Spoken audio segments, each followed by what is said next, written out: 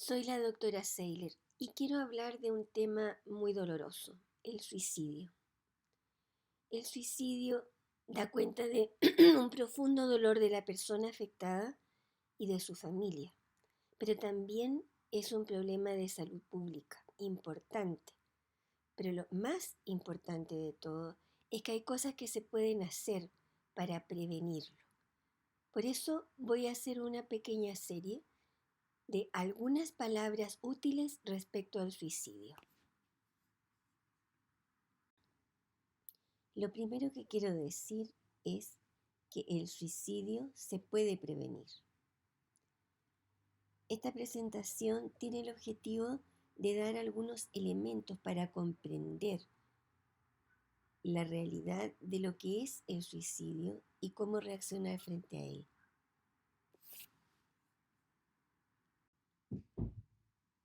Lo más trágico es que a menudo el suicidio es una respuesta permanente a un problema que puede ser pasajero. Frente al riesgo inminente de un suicidio, lo fundamental es evitar que la persona consume el acto suicida. Primero que nada, hay que creer que la persona no está amenazando en vano y solicitar ayuda en forma inmediata. Lo más conveniente es llamar a carabineros o llevar a la persona rápidamente a una urgencia psiquiátrica.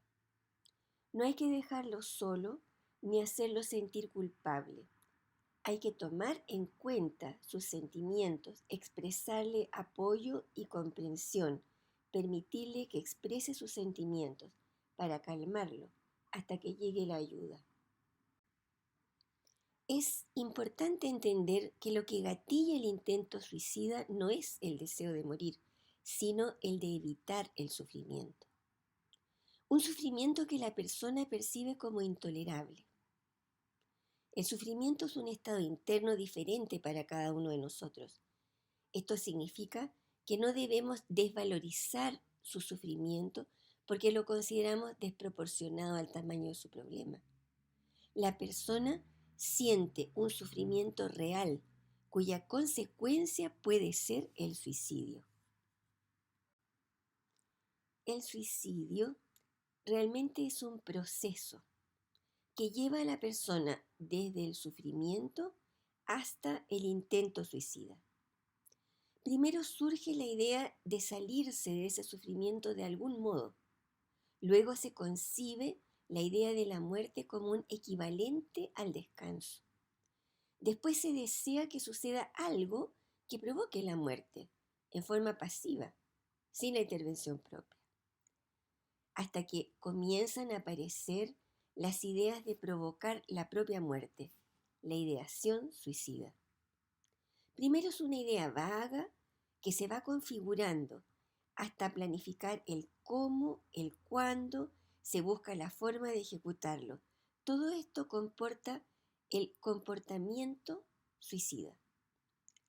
Finalmente se lleva a cabo el intento suicida, ya sea que éste sea interrumpido por la propia voluntad, abortado por alguna situación externa o consumado. De tal forma, durante este proceso se pueden detectar señales de alerta que pueden ayudar a evitar el suicidio.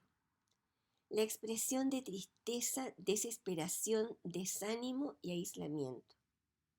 La expresión de sentirse atrapado, de ser una carga o de vivir un dolor que no se puede soportar. La expresión de ideas de muerte, de ideación suicida. La inflicción de autolesiones. Los cambios de hábito, del estado de ánimo, del ritmo del sueño, de la alimentación, una baja en el rendimiento escolar o laboral. Súbitas expresiones de cariño, entregas de regalos muy preciados, cartas, cualquier forma de despedida o la expresión ya falta poco. La compra o recolección con cualquier excusa de medicamentos, armas u otros elementos potencialmente utilizables para un suicidio. Todas estas son señales de alerta especialmente cuando ocurren en personas que tienen factores de riesgo. Existen grupos con el mayor riesgo de cometer suicidio. El principal factor de riesgo es haber tenido un intento de suicidio previo. El grupo de mayor riesgo es el de hombres entre 15 y 29 años. El suicidio es la primera causa de muerte en jóvenes de 20 a 24 años en Chile. Las mujeres tienen una mucho mayor propensión a los intentos de suicidio, pero el 80% de los suicidios consumados corresponde a hombres. Existe una tasa desproporcionada de suicidio en algunos grupos: los adolescentes, los ancianos y los miembros de minorías como la comunidad LGTB o grupos raciales discriminados en su sociedad. Los factores de riesgo en la población general son sufrir una enfermedad mental.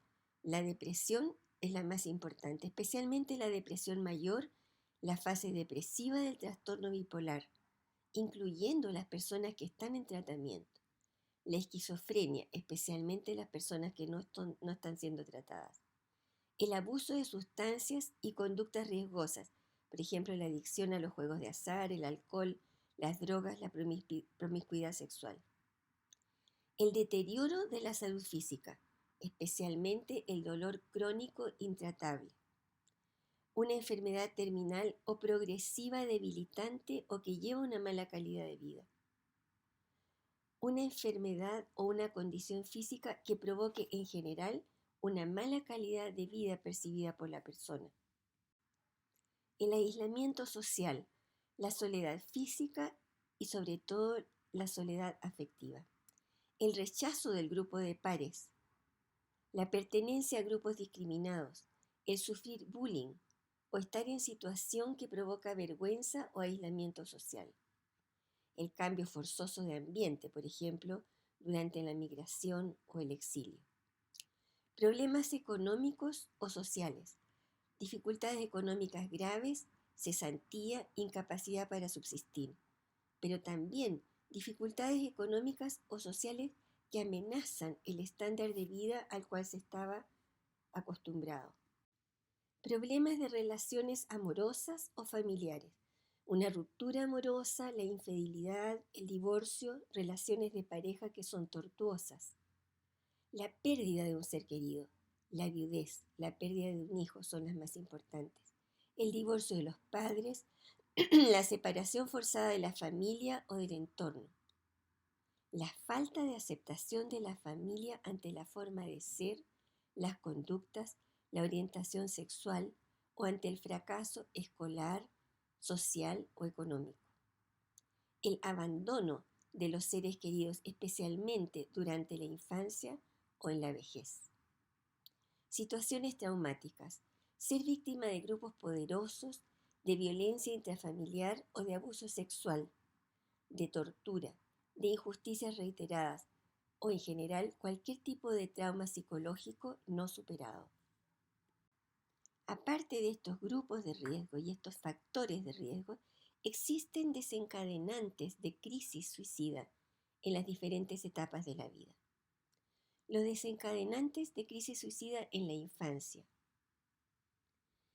Problemas familiares y acontecimientos dolorosos, abandono, negligencia, violencia intrafamiliar, abuso sexual, divorcio de los padres, convivencia con un enfermo mental, muerte de seres queridos. Problemas escolares, dificultades de aprendizaje o de disciplina, aislamiento social, bullying, humillación pública por parte de los profesores. Deseo de llamar la atención, agredir o castigar a otros, generalmente a los padres. En la mente infantil, este puede ser un desencadenante para una crisis suicida. Desear reunirse con un ser querido recientemente fallecido y que constituía un principal aporte emocional del niño. También en la mente infantil, ellos piensan que se van a poder reunir con ellos. Desencadenantes de crisis suicidas en adolescentes. Aquí la lista es muy larga. Decepciones amorosas y amores tormentosos. Malas relaciones con figuras significativas. Aislamiento o maltrato de los pares. Incluso las burlas o el acoso por una situación puntual. Problemas familiares. Expectativas excesivas de los padres. Violencia intrafamiliar. Divorcio e infidelidades de uno de los padres. El embarazo no deseado u oculto. El acoso o abuso sexual o violación, especialmente por figuras significativas para ellos. La pérdida de figuras significativas por separación, muerte, abandono. La separación de amigos, de compañeros de clases, de una novia o novio. La conciencia de enfermedad mental o física grave. El fracaso escolar o exigencias excesivas, tanto del sistema escolar como familiar. El abuso de drogas y las consecuencias que trae. Situaciones escolares o legales que pueden generar castigos graves. Normalización o apología del suicidio entre sus amigos o el grupo de pertenencia. El suicidio de un par o de un familiar cercano. Presión del grupo para cometer suicidio. Estar sometido a amenazas de muerte, golpizas o ser obligado a cometer actos indeseados. Esto especialmente en los grupos o pandillas. Sensación de vacío existencial, de no pertenencia, síndrome del impostor, dudas acerca de la orientación sexual, es decir, todo lo que hace que una adolescencia sea difícil. Desencadenantes de crisis suicida en adultos. La cesantía es muy importante, especialmente en el primer año. Una situación económica grave, quiebras financieras, fracasos laborales, escándalos sexuales o de corrupción, especialmente en personalidades públicas, una enfermedad física o mental grave, una hospitalización psiquiátrica reciente, la sensación de fracaso ante los pares o ante una esposa, por ejemplo, competitiva en culturas machistas. Desencadenantes de crisis suicida en personas mayores. La principal, el aislamiento social, la sensación de soledad, de no ser amado, ni importante, ni útil. La sensación de ser una carga para los demás. La sensación de injusticia ante esto y de impotencia. La vulnerabilidad social, física y económica. El primer periodo de la institucionalización en una casa de reposo, por ejemplo, en un asilo, en un hospital. La viudez durante el primer año en el hombre y durante el segundo año en la mujer.